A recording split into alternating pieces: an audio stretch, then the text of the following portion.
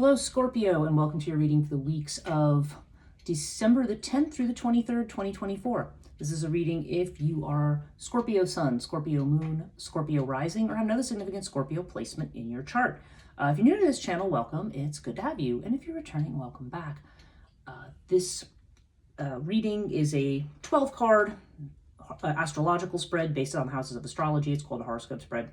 And my main deck is Marie Hope's Way of Cartouche. Our extra deck this week is the Sea Witch Tarot. That's the one I'm clarifying with. And we will do an oracle pull from the Archangel Fire Oracle this week. So so let's dive into your reading. If you are interested in doing readings with me or in any of my spiritual coaching services, astrology, energy healing, things like that, you can check the link to my website in the description box below. And also, if you want to follow me on Instagram, if you don't already, transition.life.coaching. I do a morning live stream called Morning Coffee with Breege, during which we not only usually discuss certain coaching topics, astrological topics, but also I usually do a daily reading. So yeah, pardon me for looking over my shoulder. I know I'm supposed to be somebody who's supposed to come by noon today to clean my furnace, and I've not gotten a phone call nor seen them, even though I got a confirmation yesterday. So I just keep looking out to see whether or not they've shown up. So anyway, let's get on to your reading. Okay, so right now I feel like there's a lot around somebody's personality right now, where you feel you've got the Six of Pentacles. So there's a lot around a relationship and the idea of give and take here. Okay, Six of Pentacles can indicate that you are relying on somebody more for emotional support, or maybe they're relying on you. And either way, or there's something about an equal exchange here. And whatever it is, this seems to be affecting the way you say things, the way you see other people, maybe the way you project yourself to others. Maybe you are seen as somebody whom other people want to turn to in some way because, or feel that they need support in some way. Because Six of Pentacles is about supporting others. Okay, and I also feel that when the twins shows up here, like there's almost like you're of two minds about it. So there's the face that you show to people, and then there's what you may think about something privately. So I don't know, but there's something here that's affecting you about equal give and take. So you may be setting your boundaries in accordance with that, right? Like if you feel that there's a lot of people taking from you and you're not getting very much in return, you may decide to set new boundaries with people. That's the kind of energy that I feel here. If I look straight across into your house of Libra, house of relationship, we have Nephthys with the moon. Okay, so there's definitely a lack of clarity here around the situation. There may even be a withdrawal of energy. If you're married, this could be within a partnership, like you could be, there could be a sense of just not being sure what the other person's thinking or feeling, or, they may be kind of pulling back. If you are somebody looking for love, then this would definitely be saying that, it's just not clear right now, or it's not the right time for something to happen. But there definitely seems to be this sense of pulling back and trying to deal more in the realm of feeling and intuition than in terms of, maybe direct speech or direct, direct discussion, direct negotiation, direct something. I feel like this is a little bit more indirect, or at least a little bit less clear, okay? With something going on here. For those of you looking for love, let me look at your fifth house of Leo energy here. And it's interesting because you have Scarab with the Queen of Swords. So there's definitely a sense of a possible new... Okay, so if I look at Scarab with Nephthys, this could be saying for some of you that there's new love coming in, but it's not going to... It may not be... A new relationship may not translate into something long-term, okay? That's the possibility there. And you have the Queen of Swords energy. Sometimes some of the reason for that might be that you have a very high standard. You may have a high standard, and you may meet somebody and it may look good initially, and then you might be like, well, nope, never mind, doesn't meet my standard. So I don't know. It does feel like it, and you know what? We're still right in this period of time, at least for the first 5 days. Well, we're still in post-shadow. We're still feeling a lot of the Mercury retrograde energy. So sometimes this can be somebody returning from the past for some of you. But in any case, whatever your criteria are for a relationship, like what are deal breakers and what are not, there may be a new start, but this person may not live up to your standards. Now, the other possibility here is this could also apply to a creative project or something related to a child. where, yeah, there is some kind of a change or a new beginning or a new possibility, but Queen of Swords indicates, you know, feeling somewhat cynical about it, you know, feeling like, not sure how I feel about that. So, yeah, so take that as it resonates for you. Financially, okay. With air, with the devil, there's definitely a need to change. There's some kind of an attachment to something financially. Now, for some people, this could be an excessive attachment to something like retail therapy, right? Like liking to spend money, or something else connected to finances or financial situation that is not really a healthy attachment, or just represents maybe something that's more of a habit rather than something that is necessary for you. And with air, there's definitely a need for changing, from detaching emotionally, from pulling back a bit from the situation. I feel like those of you who, I mean, this is definitely a time of year where we're all encouraged to kind of spend more money and to do things, right? But with this here, yeah, I mean, I just feel like it's suggesting that you need to emotionally back away from something connected to money here. Okay, there's a sense of pulling back from something. We're not trying to fill the void. If you're feeling, if there's any reason that we feel like sometimes we fill the void by buying a lot of stuff, right? Or more money kind of becomes a focus. And there's kind of a need to pull back from that a little bit when this comes up this way. If you look at your home situation in the 4th house, you have Bast with the Prince of Swords. Okay, so Prince of Swords sometimes comes up when there's been harsh words. Prince of Swords is being critical, it's being, or sometimes just speaking too fast and off the cuff and not really thinking about what somebody's saying. But we have it with Bast, which is kind of a card of harmony. Bast sometimes shows up too when this is affecting our physical health psychosomatically. So maybe some of you are not feeling well because of harsh words that have been said, or this may be tied to what you feel is your greater sense of well-being. There's definitely a strong sense of something connected to a community or approval or saying the right thing or maybe not saying certain things at certain times. But yeah, it does feel like there's going to be or has been something where there has either been a hasty, impulsive decision or there has been some harsh words. So, but Bastet can also imply that this could be smoothed over, that there might be, a chance to, I don't know, there could be a chance for healing, because Bast often does have to do with healing of something. Though again, if this is related to any kind of like spousal connection, it might not be quite clear right now or within this time period how that's going to go. But I'm not seeing anything. I'm not seeing like tower energy. I'm not seeing total catastrophe or anything kind of falling down. So it just feels like there has been maybe some strong words or some impulsive actions, and there may be a need for some healing there. 3rd house has to do with communication, and remember, Mercury has been retrograde. Mars, by the way, is also retrograde during this period. It went retrograde on the 6th of December. Yeah, we may be feeling very irritated and very frustrated right now. You may want to express that and vent that out. So do bear that in mind. That's going to be the case through the end of February. So Mars retrograde asks us to be mindful of how we use that kind of energy. Okay, so if I look in your 3rd house, you've got the 9 of Pentacles with Thoth. Okay, so this is coming up in your house of business. Now, if you run your own business, this definitely looks like maybe this is going to be the right time for financial success. So that's a possibility here if you are thinking of doing that.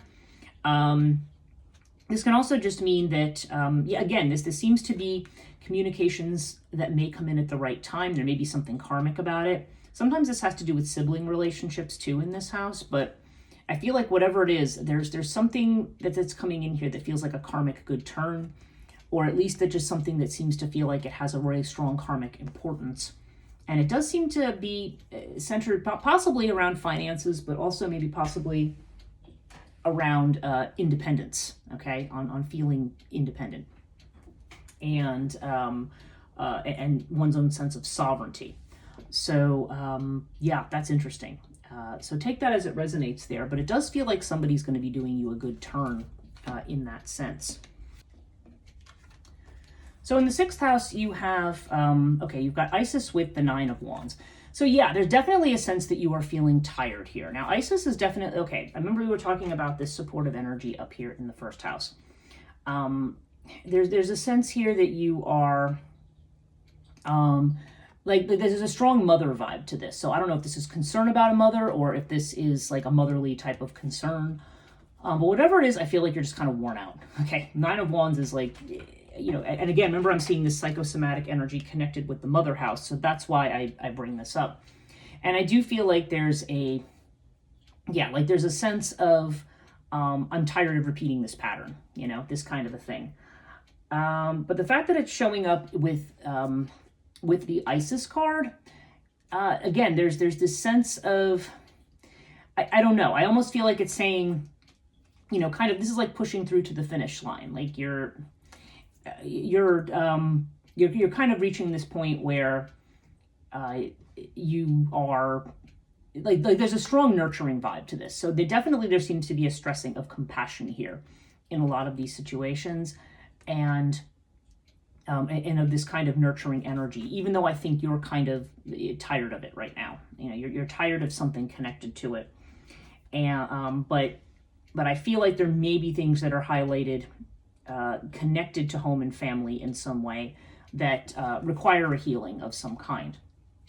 So there's almost this sense of, having the strength to push through time to the finish line on something. So let's look at your house of change here. This is the 8th house. And the 8th house, it's interesting. You have Anubis with the Hierophant. And so, okay, Hierophant has to do not only with tradition, okay, or confronting of tradition and traditional structures, but it also has to do with a higher level of commitment to something. Hierophant can sometimes come up in the 8th house if we acting as a spiritual mentor or we have a spiritual mentor who may be guiding things. And yeah, you do have this guidance with Anubis here. There's this protector, there's this guide who's guiding you through, perhaps a spirit guide or a teacher or somebody of some kind who seems to be, so I feel like, okay, the things that are kind of being highlighted right now, for better or for worse, are guiding you through a change. You're going through a period of change right now in which it is saying you are protected, okay?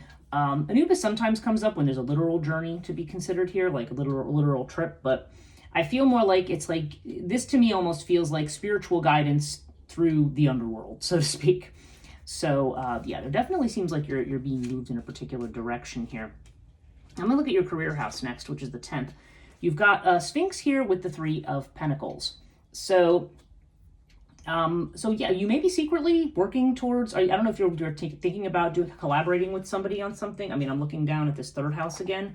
I don't know if you're thinking of starting your own business or if this is just recognition for something you're doing or something that you've started. But it seems like whatever it is, it's kind of going on the QT. Like, you're kind of waiting and seeing what's going to happen, or there's not been a lot that's been talked about here. But it does seem like you may be formulating ideas to do something here on your own in terms of career. And actually noticing this down here, this can also be a house of jobs. So maybe there's a sense of being patient and pushing through to the finish line on something connected to a job as well. That's always a possibility with the 6th house as well. But I do feel like you may be contemplating doing something new or a new collaboration in terms of your work. Now, this is interesting because in the 11th house you have, which is Aquarius, it's about friendships and so forth, but it's also about your hopes and wishes and your destiny. And you've got the wish card here. I mean, when Winged Dish shows up in the 11th house, it's like you can hope to achieve everything you want to achieve. You have it with the 8 of Swords. So the 8 of Swords is like, but mentally you feel like you're stuck, like you're in the situation you are never going to get out of. And so it's kind of interesting because it's saying, yeah, actually you are going to get what you want. You've just kind of got to get mentally unstuck here. And this is a problem that a lot of people have. We overthink something, or we are very, like I said, with this Queen of Swords energy, we may have a very strict narrative about something, about how something needs to be. And so we may kind of inadvertently box ourselves in. So then the question becomes, okay, how do we think about this more broadly? How do you fly above and see the bigger picture here? Because it does seem like there is the possibility to get exactly what it is that you want. If I look at your 12th house of Pisces energy, yeah, you have the 9 of Cups with fire. Now, the 9 of Cups is a card that is, again, this is about getting what you want that's personally satisfying. Okay, 9 of Cups, just like the 9 of Pentacles, is about what satisfies me personally, not necessarily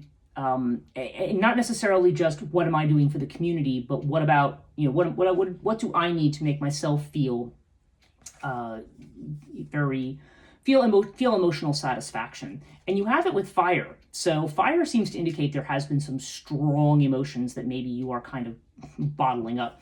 And being Scorpio does tend to run very, very deep. So yeah, I think you're concerned about, you have a lot of strong feelings about whether or not people are considering your personal happiness in something, or what you personally is going to make you feel emotionally fulfilled or whatever. So yeah, so that seems to be something that's going on right now. And the fact that fire is showing up here, I mean, to me, that reminds me of like 12th house Mars energy. I have 12th house Mars.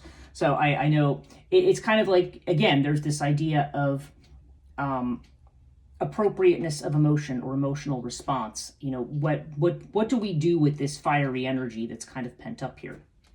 And so the last thing I'm going to look at is your 9th house of Sagittarius, which is expansion, Jupiter. How can you expand your horizons here? And it's interesting because you have Ta with Temperance. Now, 9th house has to do with long distance travel. It has to do with spirituality and faith.